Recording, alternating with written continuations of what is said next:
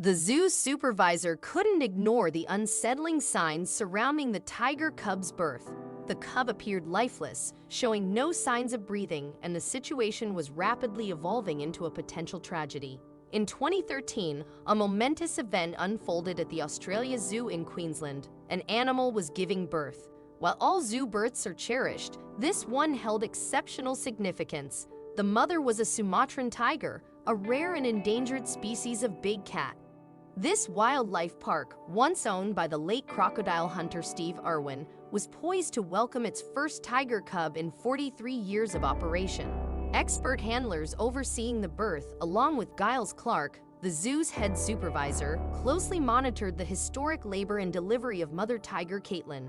The zoo's veterinary-trained staff attentively observed Caitlin's labor, eagerly anticipating this extraordinary occasion. Each Sumatran tiger cub's arrival warranted celebration, given the species' classification as critically endangered by the International Union for the Conservation of Nature (IUCN) Red List. Each birth brought a glimmer of hope in the fight against extinction.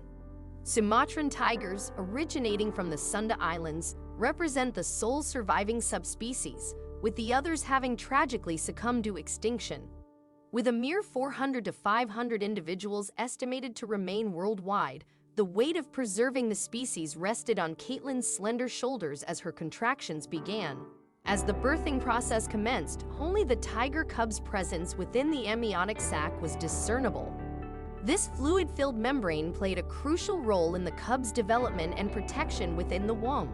Observing the events on a computer monitor, Clark shared the thrilling moment when the sac burst, revealing the cub's face. The elated staff applauded and cheered at the wondrous sight of the newborn cub, as everything was proceeding according to plan. They eagerly awaited Caitlin's reaction to her precious offspring. Fortunately, Caitlin accepted her cub, and as Clark encouraged her to lick the newborn, she dutifully complied. However, there were concerns. While it was believed that the sensation of her licking should stimulate the cub's breathing, there were signs that something might be amiss. Clark's worry for the newborn was evident as he expressed his concerns to the staff. "It's gasped 3 times, but it's not breathing properly yet," he informed them. Despite their reassurances that Caitlin's licking would facilitate the cub's breathing, Clark's anxiety remained palpable. Regrettably, the situation did not improve, and there was still no sign of life in the tiny, vulnerable cub. Clark felt a sense of helplessness as he watched Caitlin continue to lick her offspring. Amid his anxious breaths, he suggested they intervene and provide assistance. However, the zoo staff urged caution, emphasizing that Caitlin needed to learn to be a mother on her own. "She's licking its face now. It needs to clear whatever liquid is in the mouth. Leave her be for the moment," one handler advised.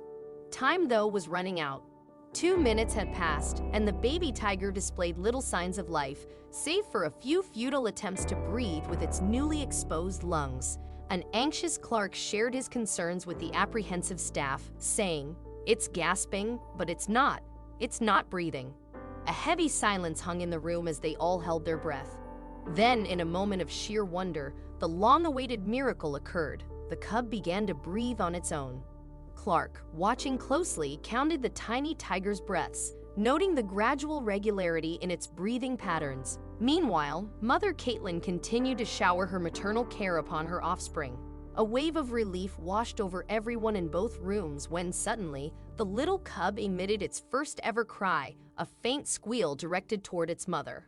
Clark chuckled as he recounted the moment, saying, "The cub just made its first-ever noise, a little squeal out to Mum." Mum looked surprised, if anything. But there was yet another surprise in store, one that all present at the birth had hoped for. Contractions signaled the arrival of a second cub. Cheers and applause erupted once more as another cub emerged from its amniotic sac, and Caitlin welcomed her newborn sibling. "This one's coming out kicking and screaming," Clark observed as the second cub made its entrance. This baby proved to be stronger than the first, immediately showing signs of movement and letting out a hearty cry. Caitlin was now the proud mother of 2 fuzzy, striped bundles of joy, both males. The exhausted mother tiger wore an expression of unmistakable pride, even allowing her human birthing partner to convey congratulations with affection as they celebrated this magical moment together.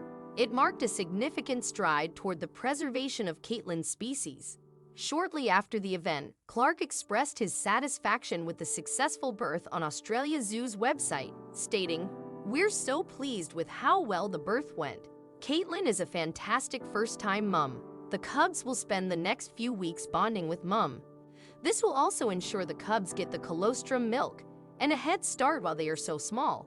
At this time, Clark continued, "The strong bonds are formed between handlers and cubs to allow us to interact with the tigers for their entire life, providing the long-term enrichment of walks and experiences outside of their enclosures. These cubs," he emphasized, "will not only ensure the survival of the species in captivity, but will also provide genetic diversity among captive tiger populations." The cubs' wild bloodline is an important factor. These cubs are possibly the most significant births for the program in recent history.